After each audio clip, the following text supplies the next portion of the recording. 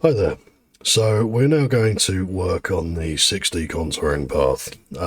It works on much the same principle as the 5D by meshes tooling path that you've seen me use in previous videos.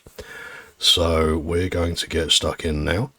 So we're going to go to machining and we're going to define a new operation. So we're going to go to 3D, 5D advanced and then 6D contouring here.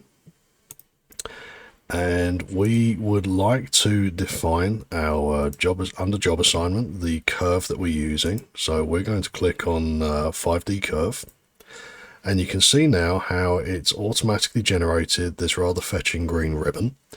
Now the green ribbon is actually very visually informative, because what this does is this indicates the orientation of the center line of the cutting tool relative to the curve that it's actually cutting. So in this instance, we can see that it's functionally demonstrating a normal orientation against the surface that the curve is applied to. This is pretty much perfect for our needs.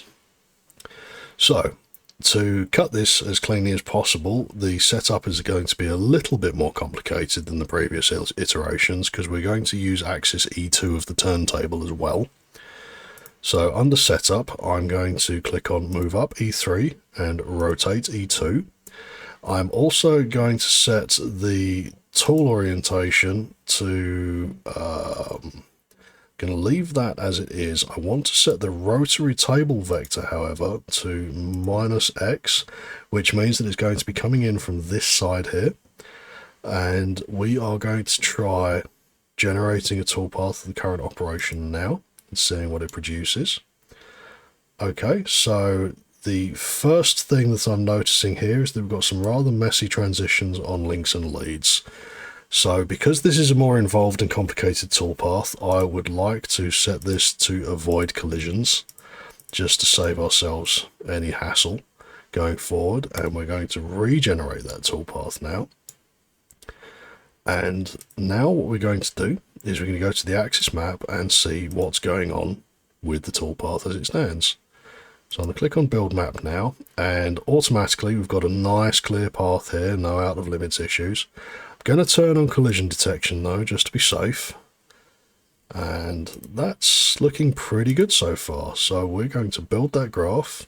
We're going to update the toolpath, and we are going to pan across.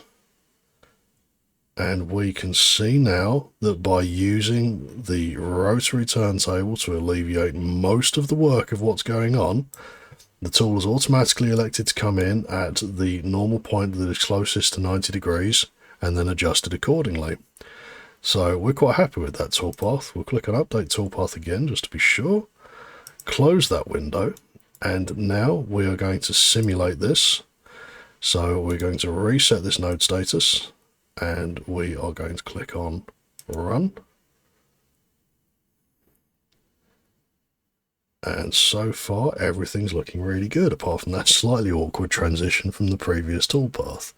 That's as a function of not turning on avoid collisions on all the previous toolpaths, so that's nothing to seriously worry about. Again, because those other toolpaths were so simple, it was kind of a non-issue really. But since this one is nominally significantly more complicated, although we have removed 90% of the actual workload by using the turntable, which is a feature you do need to consider when you're setting up and laying out these workpieces for their final machining. Obviously, use of a turntable is not a necessity in every type of tool operation, but it's worth determining if it's going to save you work in the long run or not. And of course, the beauty of ENCY's simulation methodology is that because it calculates all of the kinematics of the machine relative to itself and all of its ancillary parts, you can determine very, very quickly whether or not your life will be made simpler by mounting the final workpiece to the turntable or by mounting it to a static table. In this instance, using the turntable for this final contouring path has made our lives a lot easier, so I'm going to call that a win. Yeah, so that wraps up our basics of contouring videos. We will be going into more detail in how to apply use of rotary turntables in other contouring situations as well in future, but as a very, very quick overview and primer, hopefully this should make things simpler for you.